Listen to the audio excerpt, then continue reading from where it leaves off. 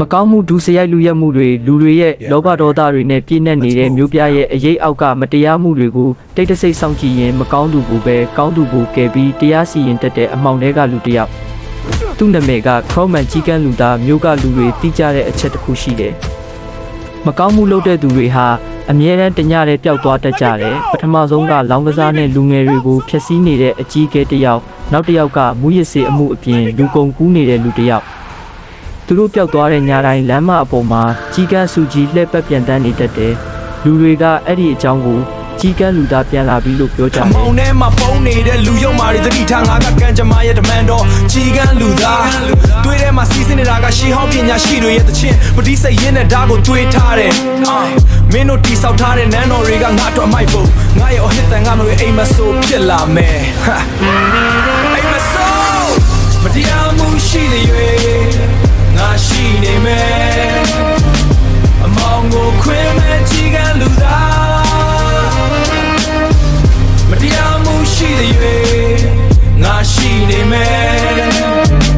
အမောင်ကိုခွင့်မဲ့ကြီးကန်းလူသားပုံမှုပြတဲ့ကဥကြော်ခေါင်ဆိုတဲ့လူတစ်ယောက်ဟာတစ်ဖက်မှာဒုစရိုက်မှုတွေကျူးလွန်တဲ့အပြင်လက်အောက်ငယ်သားတွေအပေါ်မှာလည်းအမျက်ကြီးစားကောင်းပုံဖြစ်တဲ့သူတစ်ယောက်မထင်ရင်မထင်သလိုညှဉ်းပန်းနှိပ်စက်တတ်တဲ့ဥကြော်ခေါင်တစ်ယောက်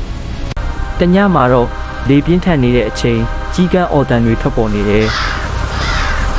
ဦးကျော်ခေါင်တယောက်အပြင်မှာအတန်တွေစူညံနေလို့အိမ်ပြင်အခြေအနေထွက်ကြည့်တဲ့အခါအနက်ရောင်ဝတ်စားနဲ့လူတစ်ယောက်အားတွေ့လိုက်ရတယ်မျက်နှာကိုဖုံးအုပ်ထားပြီးမျက်လုံးတွေကအနီရောင်တောက်ပနေတယ်ထိုအနက်ရောင်ဝတ်စုံတဲ့လူကခမားလှုပ်ထားတဲ့လုပ်ရက်ခမားသိတယ်မလား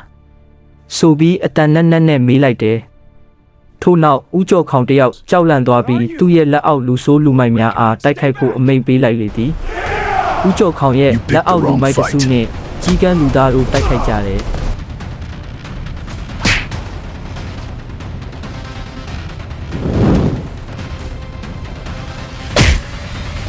လူမိုက်တစုကြဆုံးပြီးနောက်ဦးကျော်ခေါင်တယောက်လည်းစက်သိမ်းမလမပနဲ့တေပွဲဝင်ရချီပြီး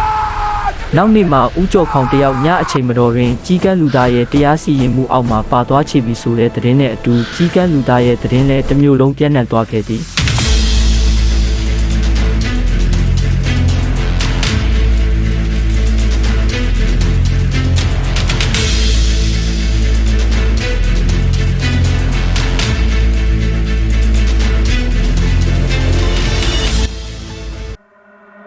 ဒါပေမဲ့အဲ့ဒီညနောက်ပိုင်းမြို့မှာထူးဆန်းတဲ့အရာတစ်ခုဖြစ်လာခဲ့တယ်။ဦးကျော်ခေါင်ပျောက်သွားပြီး3ရက်မြောက်နေ့မှာမြို့ရဲ့စခန်းရှိမှာလက်ဆွဲအိတ်တစ်လုံးလာချသွားတယ်။အတွင်းမှာတော့ဦးကျော်ခေါင်လုပ်ခဲ့တဲ့ဒုစရိုက်မှုအထောက်အထားတွေငွေလွှဲမှတ်တမ်းတွေဗီဒီယိုဖိုင်တွေပါရှိနေတယ်။စာအိတ်အပေါ်မှာစာတမ်းတစ်ကြောင်းပဲရေးထားတယ်။တရားဟာအမှောင်ထဲမှာတော့မျက်စိမပိတ်ဘူး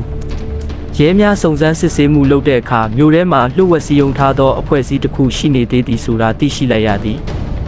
သူတို့ဒီငွေအာဏာမီဒီယာအားလုံးကိုထိန်းချုပ်နိုင်တဲ့အဖွဲ့အစည်းကြီးဖြစ်တယ်။ဦးကျော်ခေါင်ကအဲ့ဒီအဖွဲ့ရဲ့တင်းငယ်တဲ့အစိပ်ပိုင်းတစ်ခုသာဖြစ်နေသေးသည်။မကောင်းမှုတိုင်းကိုကြီးကန်းလူသားသည်တရားစီရင်ပြီးဖမ်းဆီးသွားသည်။လူ့ဝက်အဖွဲ့အစည်းကိုလည်းစူးစမ်းဖော်ထုတ်ပြီးသူတို့၏မကောင်းမှုကိုတရားစီရင်ပေးခဲ့သည်။ဦးကျော်ခေါင်ကဲ့သို့လူမိုက်များသည်အဆုံးမရောက်ခင်ကြီးကန်းလူသား၏အစွမ်းအောက်မှာတရားစီရင်ခံရသည်။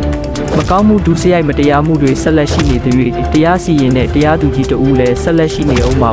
ဦးကျော်ခေါင်လိုလူဆိုးလူမိုက်များအပြင်မတရားမှုတွေကျူးလွန်နေတဲ့လူများသည်ကြီးကန်းလူသား၏တရားစီရင်မှုအောက်မှာတရားစီရင်ခံရသည်ဥပရဲ့အရေးအောက်မှာမကောင်းမှုဒုစရိုက်မတရားမှုတွေလည်းပေါ်ထွက်လာပါတယ်ထိုကဲ့သို့မကောင်းမှုတွေကိုတိုက်ထုတ်ရင်တရားစီရင်သွားတဲ့သူလည်းရှိနေပါတယ်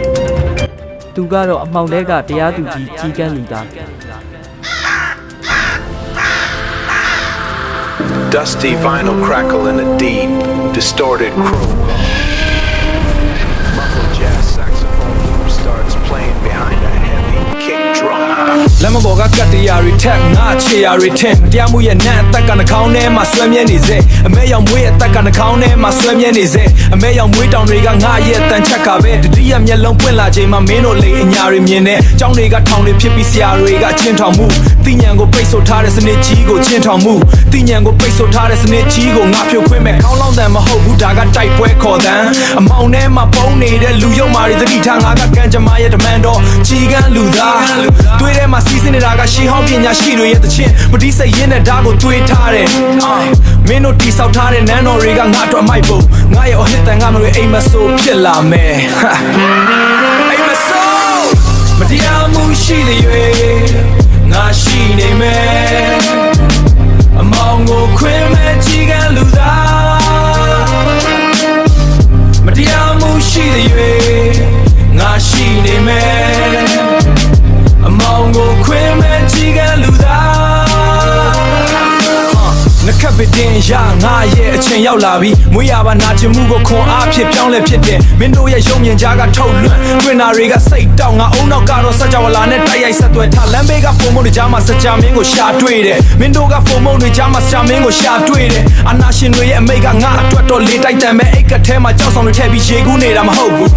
ငါရဲ့တည်ငြိမ်မှုကမုံထဲမှာခင်ကလေထုလို့ပဲတေချင်းတရားကိုမကြောက်ဘူးမန်တရားကိုပဲကြောက်တယ်တွေးစွန်းနေတဲ့လက်တွေနဲ့ဆူတောင်းမနေနဲ့တော့ငါရဲ့နှုတ်သီးကမူသားတွေကိုစိတ်ထုတ်ဖြစ်မဲ့ငါကသမိုင်းရဲ့အလဲအပြောင်းမှာပေါ်လာတဲ့နီမိတ်ဆိုကတရလမ်းပေါ်မဲရောက်မွေးတစ်ခုကြံခဲ့မယ်အဲ့ဒါငါလာခဲ့တဲ့ဆိုတဲ့သက်သေးပဲသက်သေးပဲမတရားမှုရှိတဲ့ရွေငါရှိနေမယ်အမောင်ကိုခွင်မဲ့ကြီးကလူသားမတရားမှုရှိတဲ့ရွေငါရှိနေမယ်အမောင်ကိုခွင်မဲ့ကြီးကလူသားစနစ်ကိုဖျက်ဆီးမယ်အသိဉာဏ်ကိုဖွင့်ပါကြီးကံကိုဖွင့်ပါကြီးကံလူသားကကြည်နေတယ်